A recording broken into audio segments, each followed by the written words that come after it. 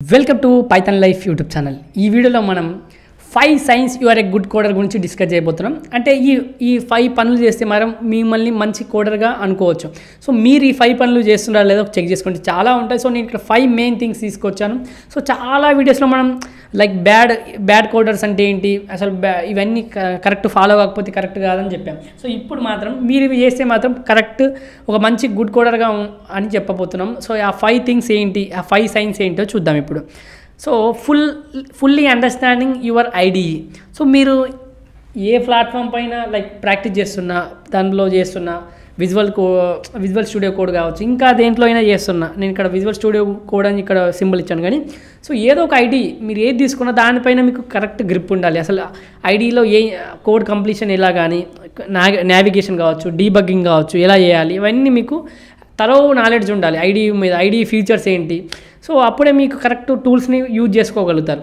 So అదే రాశారు, ఈ thorough knowledge of the IDEs features enables programmers to leverage power tools కావచ్చు, streamline development processes, and మనం ఎర్రర్స్ని క్యాచ్ చేయడం ఈజీ అవుతుంది. సో మీకు ఫుల్లీ అండర్స్టాండింగ్ అయి ఉండాలి ఒక ఐడిఈ గురించి. మీరు మంచి కోడర్ కావాలనుకుంటే మాత్రం ఫస్ట్ మీరు చేయాల్సిన థింగ్ ఏంటంటే, మీరు ఏ ఐడిఈ పైన ప్రాక్టీస్ చేస్తున్నారో, ఏ ఐడిఈలో అయితే కోడ్ రాస్తున్నారో దానిపైన చాలా మంచి గ్రిప్ ఉండాలి మీకు.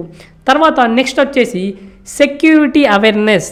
సో మనకు దేంట్లో అయినా సెక్యూరిటీ ఈజ్ ఇంపార్టెంట్ అండి. మీకైనా, నాకైనా, ఎవరికైనా, గవర్నమెంట్కైనా, ఎవరికైనా, ఏ కంపెనీకైనా ఏంటి, ప్రతి ఒక్క మనిషికి సెక్యూరిటీ ఈజ్ ఇంపార్టెంట్. సో అలాగే a good programmer is mindful of security best practices. So అతనికి కూడా, ప్రోగ్రామర్ కూడా మంచి సెక్యూరిటీ కావాలి. So they implement secure coding techniques కావచ్చు, validate input and protect against common security vulnerable to build robust and secure software. So ఒక secure సాఫ్ట్వేర్ని build చేయాలనుకుంటారు ఎవరైనా. సో దానికి సంబంధించి మీరు సెక్యూరిటీ అవేర్నెస్ ఉండాలి మీకు. సో దానికి, ఎందుకంటే ప్రజెంట్ జనరేషన్లో చాలా వరకు సైబర్ అటాక్స్ జరుగుతున్నాయి, మీరు చూస్తున్నాం. సో దానికి సంబంధించి మీరు అవేర్నెస్ ముందే తీసుకోవాలి. మీకు సంబంధించిన మీరు ఏదైనా సాఫ్ట్వేర్ డెవలప్ చేస్తున్నా కూడా సెక్యూరిటీ అవేర్నెస్ మీకు ఉండాలి. తర్వాత థర్డ్ వన్ వచ్చేసి అటెన్షన్ టు డీటెయిల్. ఒక గుడ్ ప్రోగ్రామర్ కావాలనుకుంటే మీకు ప్రతి దానిపైన అటెన్షన్ ఉంటుంది. అంటే మెయిన్గా మీ కోడ్ పైన.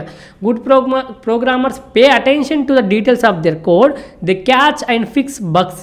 సో వాళ్ళు బగ్స్ ఫిక్స్ చేయడం కావచ్చు, హ్యాండిల్ ఎడ్జ్ కేసెస్ కావచ్చు, ensure their code performs efficiently.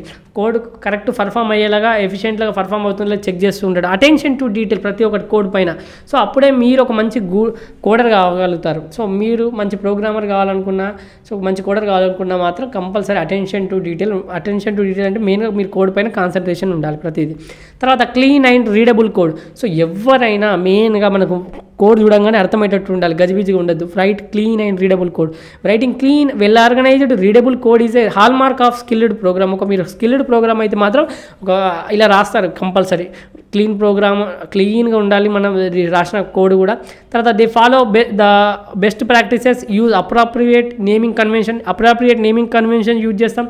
Structure అంటే మనకు స్ట్రక్చర్ ఉంటుంది మన కోడ్కి. తర్వాత కామెంట్స్ యూజ్ చేస్తాం. సో అప్పుడే మీకు కానీ మీ కోడ్ని మీరు చూసినా ఎప్పుడైనా నెక్స్ట్ 1 month తర్వాత మీకు అర్థమవుతుంది. తర్వాత వేరే వాళ్ళకి అర్థం కావాలన్నా కూడా ఈజీ అవుతుంది. ఎప్పుడు ఇలా మీరు క్లీన్ అండ్ రీడబుల్ కోడ్ రాస్తే. ఇది ఒక మంచి కోడర్ యొక్క స్కిల్ ఇది. అంటే ఒక మంచి కోడర్ యొక్క పని ఇది. సో మీరు ఇది చేయాల్సిందే. సో మీరు క్లీన్ అండ్ రీడబుల్ కోడ్ రాయండి. తర్వాత లాస్ట్ వన్ వచ్చేసి constant learning and adoption. So programming is a dynamic field. ఎందుకంటే ఎప్పటికప్పుడు ఎవాల్వ్ అవుతూనే ఉంటుంది. ఎప్పటికప్పుడు ప్రతి సంవత్సరం మనకు కొత్త టెక్నాలజీస్ వస్తూనే ఉంటాయి. ఇప్పుడు ఏఐ కావచ్చు, కొత్త ప్రోగ్రామింగ్ లాంగ్వేజెస్ కావచ్చు, కొత్త ఫ్రేమ్వర్క్స్ కావచ్చు, ఎప్పటికప్పుడు ఎవాల్వ్ అవుతూనే ఉంటుంది. మీరు ఎప్పటికప్పుడు అప్డేట్ అవుతూ ఉండాలి, దాన్ని అడాప్ట్ చేసుకునేటట్టు ఉండాలి. And good programmers embrace continuous learning. So ఎప్పటికప్పుడు మీరు గుడ్ ప్రోగ్రామర్ కావాలంటే ఎప్పటికప్పుడు లెర్నింగ్. సాఫ్ట్వేర్ సైడ్ వచ్చారంటే, ఐటీ సైడ్ వచ్చారంటే మీరు ఎప్పటికప్పుడు నేర్చుకునే తత్వం ఉండాలి మీరు.